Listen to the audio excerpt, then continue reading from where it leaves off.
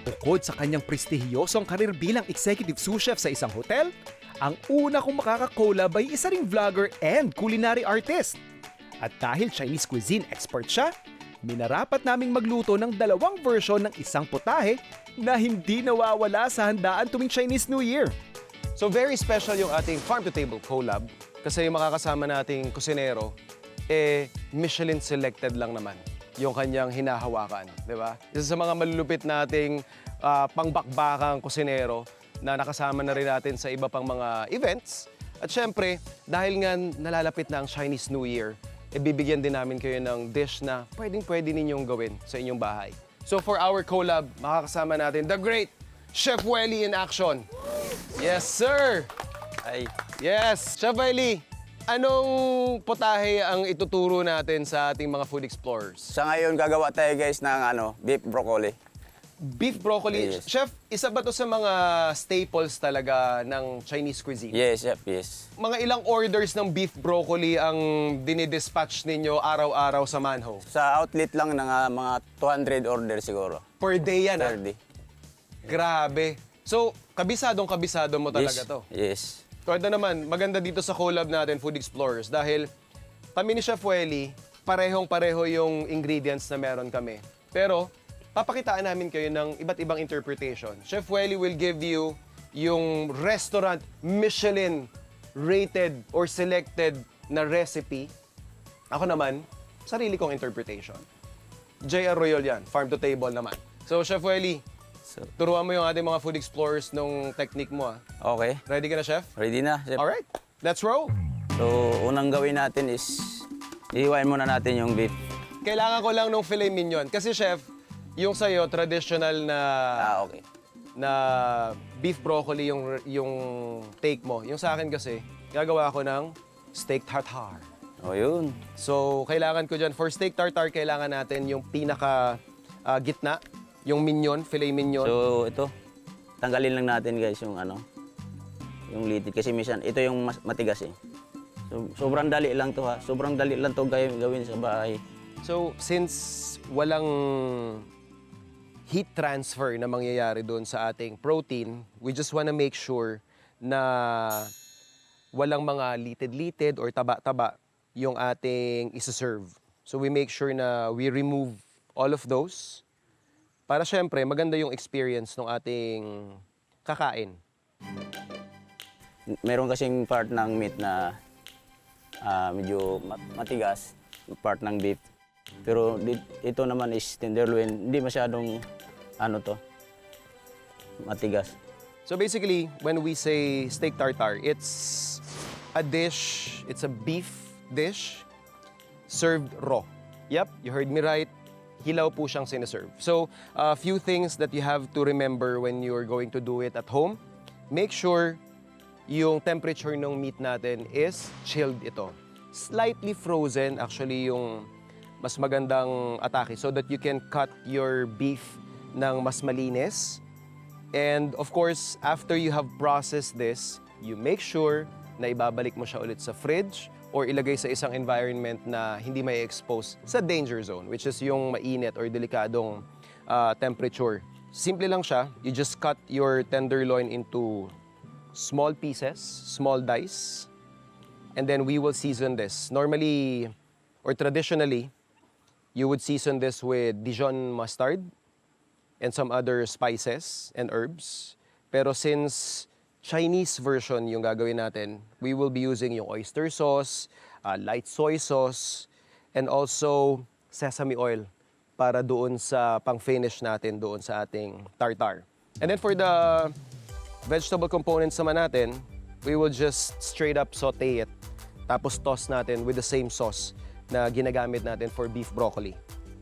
Unahin muna natin ito pag marinate para pumasok yung lasa. Salt, baking soda, konti lang. Kailangan lang konti lang kung nakadepende sa dami ng karne. So maglalagay din tayo ng cornstarch para yung nilagay natin ng mga ingredients lalong kapit.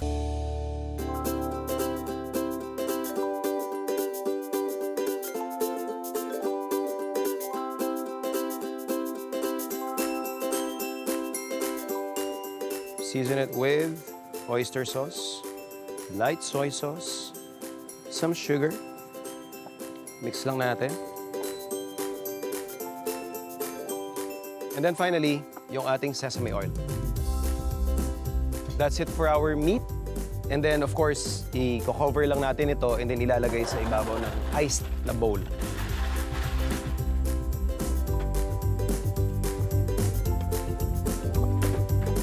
Chef, pag titingnan nila yung dami ng mise en place or kailangang i-prepare, kunyari may isa tayong viewer na gusto mag-umpisang matuto ng Chinese cuisine, Chinese dishes, hindi ba nakaka-intimidate ang beef broccoli? Hindi, chef. Bakit? Madali lang man siyang lutuin. Madali siyang lutuin, chef. Marami lang tadtaran, ano? Oo, marami lang. Kailangan slice mo ng manipis eh. Oo.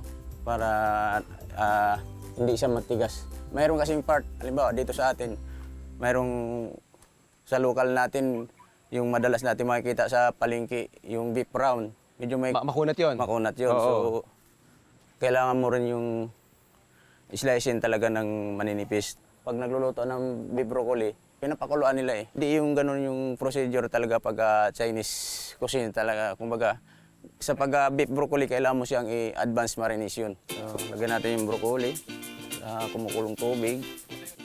So after natin ma-slice yung ating carrots, ito naman yung ating straw mushroom. Ito yung isa sa mga mushrooms na na-discover ko nung mahinawakan akong Chinese hotel dito sa Pasay. So, eto, masarap siya. Para siyang shiitake. Para sa akin kasi yung shiitake ang pinaka-malasa. Pero, masarap to. Maganda siyang alternative. Kahit sa mga chapsuy-chapsuy natin, maganda gamitin tong straw mushroom. Kailangan sa beef broccoli hindi siya overcook para nandun pa rin yung crunchy niya pagka kinakain mo.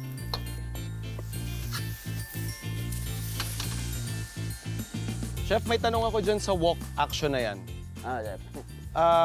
Gaano kahirap ma-practice at ma-perfect ang technique ng pagtotos ng wok? Matagal na training talaga. Lalo na Okay. kung hindi talaga siya sa Chinese wok na gamit. Lalo yung sa, di ba sa amin ginagamit yung hindi ganito. Yung may hawakan lang sa gilid. Yung bitenga. Oo, may nga. So, medyo matagal talaga yung praktisan. Hindi madali siya. And then tsaka I think our viewers need to understand na yung setup na kusina sa Chinese kitchen is yung kalan mismo para yung may bibig eh. Di ba, chef? Yes. Na actually, ang technique doon is kung ito yung bibig, doon mo siya tinutos. Hindi mo siya tinutos ng kamay talaga. So doon mo siya inuugoy, parang ganon, para makuha mo yung rhythm ng pagtutos. So, kaya pag ginagawa nyo sa bahay, ba't hindi ganon ka-perfect yung grace, kumbaga, na kukumpara nyo doon sa mga Chinese cuisine chefs kagaya ni Chef Welly, dahil nakakatulong talaga yung setup mismo or yung type ng kusina na pinagagalawan nila. I-rate muna natin yung wok para pag niluto natin yung beef, hindi siya didikit doon sa wok. Aris lang natin yung broccoli. Paikot lang para bigyan natin ng magandang Lagyan na tayo ng mantika. Habang iniinit natin yung mantika, maghiwa muna tayo ng bawang. So, ready na yung wok natin. Chef, ano yung tinatawag na wok hay? Yung makatulong sa flavor ng wok, chef, is yung smoke lang niya eh. Oh, okay. Yung nakadagdag ng Yung parang flavor. kakaiba na pag alam mong... Kasi pag sinabi nating Chinese cuisine, yun yung parang distinction, di ba? Na may wok hay, na parang para siyang sunog na bakal na hindi mo maintindihan, no? Ayun, kaya natin pinaiinit ng ganun yung ating wok so that we can get that wok hay na tinatawag natin. So ready na yung ating wok. Ito yung ating oil.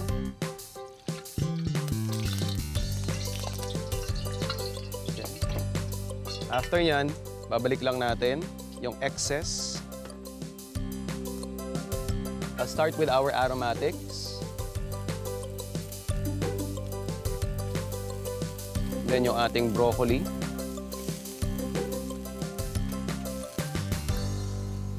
Yung ating mushroom.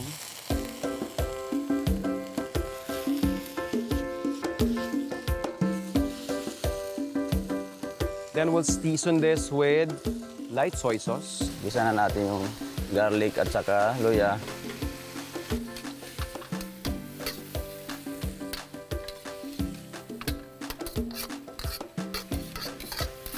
Gusto mushroom.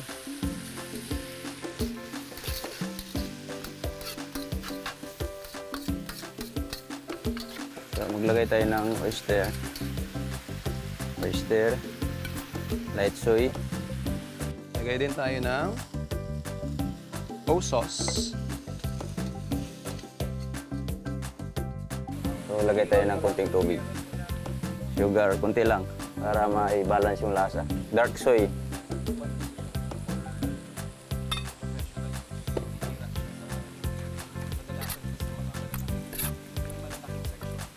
Yung carrots, lagay natin.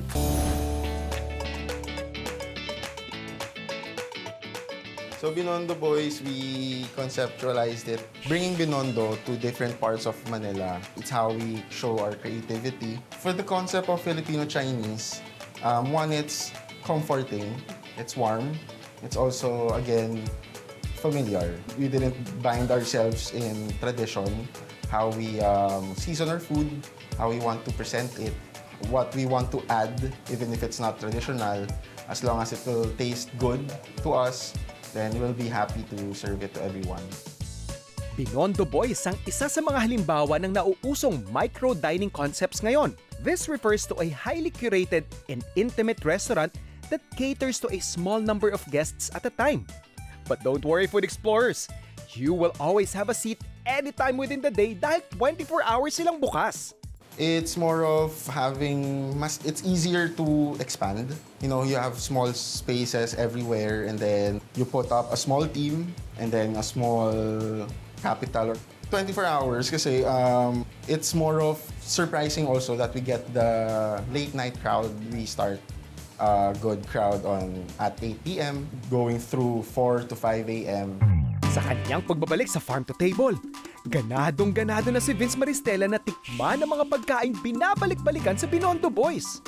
Kong hey Fat Choy mga food explorers at syempre malapit na ang Chinese New Year, 2 days na lang. Ano ba kakainin natin? E di syempre Chinese food! Chef Marvin, ano ba yung mga inihanda natin dito dahil balita ako, dinudumog to ng mga taga-QC. Yes, so we'll start with our white chicken noodle soup. Yum.